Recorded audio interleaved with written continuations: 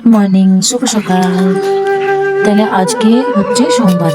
তো সোমবার থেকে আমি স্টার্ট করছি লেবুর মধ্যে জল খাওয়া। কেন স্টার্ট করছি? ডক্টর বলেছে যে তুমি বেশি করে লেবু খাবে। কিছু একটা প্রবলেম ছিল, তাই আমি রবিবারে গিয়েছিলাম, তো রবিবারে ব্লগটা দিতে পারিনি ভালো করে।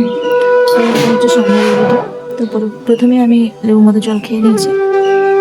হালকা গরম জল করেছিলাম আর 1 চামচ মধু দিয়েছিলাম আর হাফ লেবু। এদিকে আমার খাওয়া হয়ে গেছে। এরপর বড় মামা চা খাচ্ছে, তো বড় মামাকে চাটা দিয়ে দিলাম। আমি তো চা খাবো না আজ থেকে। তো সব কমপ্লিট হয়ে গেছে। এরপর কালকে রবিবার ছিল, ওদিকে ডক্টর দেখিয়ে এসে সবজি নিয়ে এসেছিলাম। কি সবজি এনেছি দেখতেই পাচ্ছ তোমরা, পেঁয়াজ কলি। সেই পেঁয়াজ কলি রান্না করবো। আর পালং শাক এনেছিলাম আর ফুলকপি এনেছিলাম। আসার পথে আধ রাতে ওদিকে নিয়ে নিয়েছিলাম। তো এদিকে আমি পেঁয়াজ কলিগুলো কেটে নিচ্ছি। বেশি একটা ছোটো ছোটো করে কাটবো না, মিডিয়াম সাইজের কাটবো। আর এটা আমি করবো সর্ষে দিয়ে। তো এগুলো আমার কাটা হয়ে যাচ্ছে। কাল বাড়ি ফেরার সময় একটা কড়াই কিনে এনেছিলাম। ওই যে অ্যালুমিনিয়ামের কড়াইগুলোতে আমি রান্না করি, তো মাজতে আমার খুব কষ্ট হয় বলে ইদানিং শরীরটাও খুব একটা ভালো নেই, বাড়ির কাজ সমস্ত করতে হয়। তো আমি একটা তোমাদের দাদাভাইকে বলেছিলাম ওখানে গিয়ে মলে যে আমি একটা কড়াই কিনবো। তো বললো হ্যাঁ কিনো। সে কোনোদিনও বারণ করে না, যা চাই সে কিনে দেয়, কিন্তু বেছে নিতে হবে নিজেকে। তো কড়াইটা কিনে এনেছিলাম। এদিকে পেঁয়াজ কলিগুলো আমার ধোয়া হয়ে যাচ্ছে। পেঁয়াজ কলি কিন্তু খেতে ভালোই লাগে।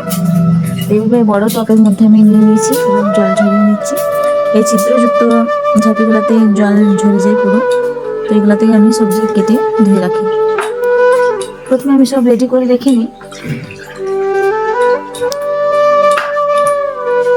পালং শাক করবো আর করবো আলু, গাজর, পালং শাক সব একসঙ্গে। আর এদিকে আমি যে পেঁয়াজ কলিটা রান্না করবো সর্ষে দিয়ে, সাদা সর্ষে নিয়ে নিয়েছি। তো তেল মশলা একটু কম কম করবো। তোমার বড় মামারও একটু বয়স হচ্ছে, শাশুড়ি মায়েরও একটু বয়স হচ্ছে, তো তেল মশলাটা ভাবছি একটু কম কমই করবো। সেদিকে আমি মশলাটা বেটে নিচ্ছি। যেহেতু কম মশলা, তো মিক্সিতে তো ছোটো বাটিটা তো ঠিক কুলোবে না, তো আমি শিলনোড়াতেই বেটে নিচ্ছি। ব্যাস, আমার বাটা হয়ে গেছে। এবার আমি গ্যাসটা জ্বালিয়ে কড়াইটা বসিয়ে দেবো। এই যে এই কড়াইটা আমি কাল কিনে এনেছি। টুকটাক জিনিস তো দরকার হয়, মাঝে মধ্যে আমি কিনি যেটা ইচ্ছে হয়। এদিকে প্রথমে আমি দিয়ে দিচ্ছি আলুগুলো হালকা লাল লাল করে ভেজে নেওয়ার পর সিম আর গাজর দিয়ে দিচ্ছি। ওগুলোকেও হালকা হালকা ভেজে নিতে হবে।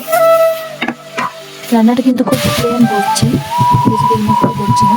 এরপর কেটে রাখা পেঁয়াজগুলো দিয়ে দিচ্ছি। এবার হালকা হালকা ভেজে নিতে হবে। হ্যাঁ, আমি এর মধ্যে বেগুনও দিয়েছিলাম কিন্তু। এবার নুন অ্যাড করে দেবো। হালকা ভাজা ভাজা হয়ে গেলে নুনটা দিয়ে দিচ্ছি, কারণ বেগুন দিয়েছি তো, তার জন্য নুনটা দিতে হবে।